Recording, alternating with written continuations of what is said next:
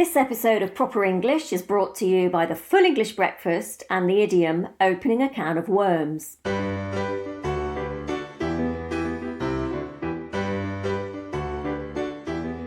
Hello, my name's Dave. And I'm Alison. And we'd like to welcome you to the 14th episode of our podcast, which, as you know, is called Proper English.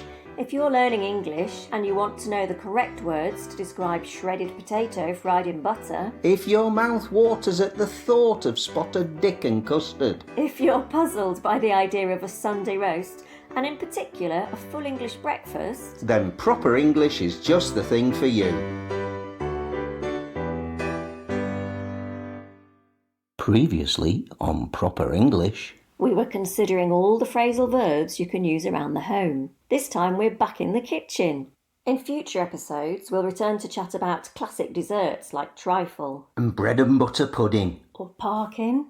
Or jam roly-poly. But for now, we're concentrating on the savoury. The most important meal of the day as far as I'm concerned.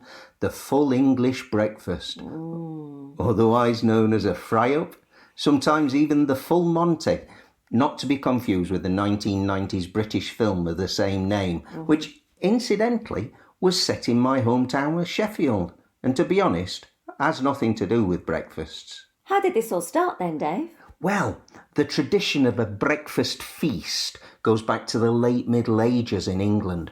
It was harking back to the Anglo-Saxon custom of social hospitality, upheld as a duty by the landed gentry of England. The landowners, the upper classes. Yeah, to provide a magnificent breakfast. The most important meal of the day. As we've said before, for friends and family and neighbours and visitors in their equally magnificent country houses. You'd have all sorts of stuff for brekkie in those days. Pork crackling, a massive pork chop, bone marrow, pheasant legs, stewed figs. Amazing. Over the centuries, the full English breakfast became known as a worker's breakfast. Plenty of protein to prepare for a day of hard physical exertion. So, what constitutes a full English breakfast these days? Oh, where do you start? Sausages, bacon, eggs, baked beans, grilled tomatoes, mushrooms, black pudding, fried bread, sometimes hash browns. Fantastic. I've just had a thought. Maybe we should warn our vegetarian and vegan listeners, Dave. Yeah, you might be right. We're going to be talking about meat quite a lot in this episode, so if that's not your thing, well, it's up to you, I guess. Anyway, the full English breakfast is without doubt my favourite meal, and sausages, well, I'm a bit of a sausage connoisseur. I love the good old British banger.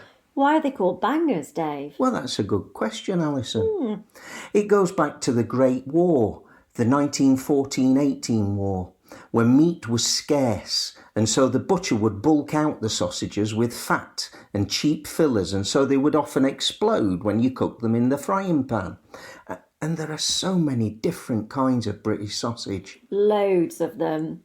Generally speaking, sausages are about 70% minced meat, usually pork or beef, and the rest is made up of fat and different seasonings, with breadcrumbs to bind everything together.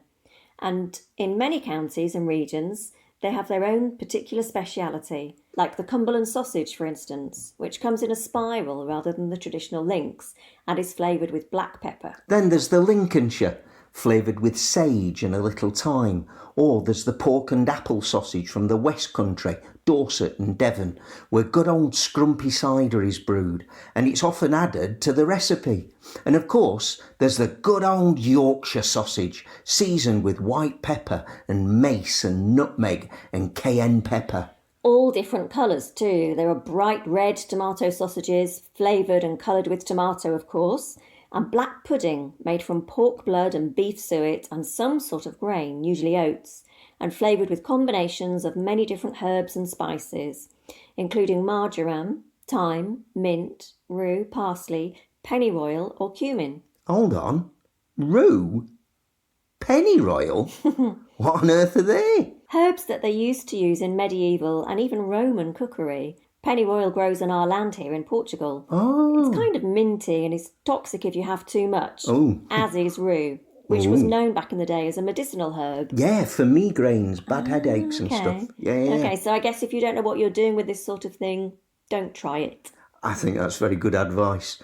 There's also white pudding, which is black pudding without the blood, or the roux, or the pennyroyal.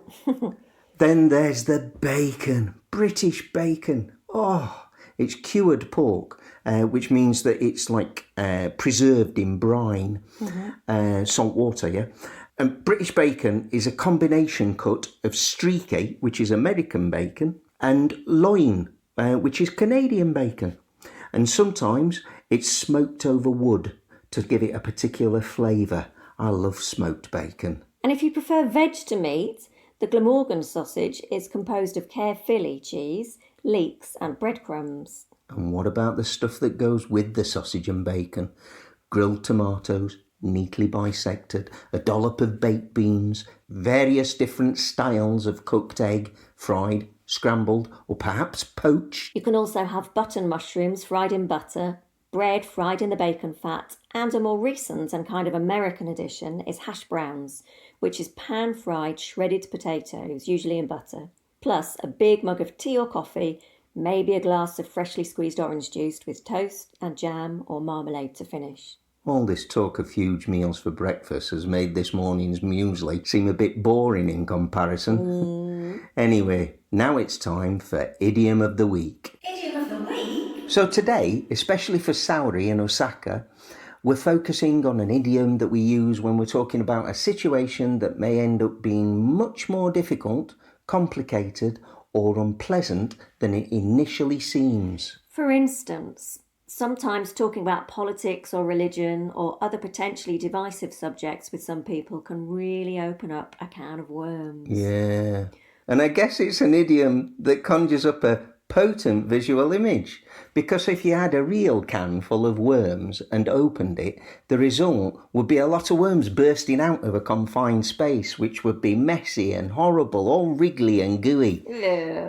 Yeah, but where does it come from? Well, I favour the idea that it comes from American fishermen originally, because in British English, when we're talking about a metal container, we would use the word tin rather than can, wouldn't we?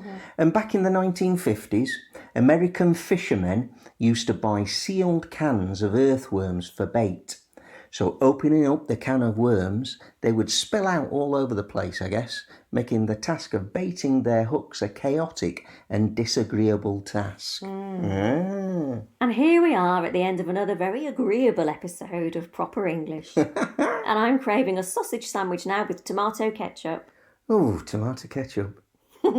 Yeah. Anyway, we hope you've had fun listening in on our conversation. Please tell everyone you know about us. Your friends, your family, anyone who's studying or learning English. And don't forget to like this episode and leave us a nice review and subscribe to us on Podbean Or Apple Podcasts. or Castbox Or Stitcher. or whichever podcasting platform that you're using, so you never miss an episode. Or you can email us at properenglish All one word. at sapo.pt if you have any suggestions for future podcasts or if you just fancy a chat. And of course, you can join us on Instagram or Facebook, where you can ask us any questions you might have about English grammar. So, until next time, it's goodbye from me. And it's goodbye from me too. And thank you for listening to Proper English.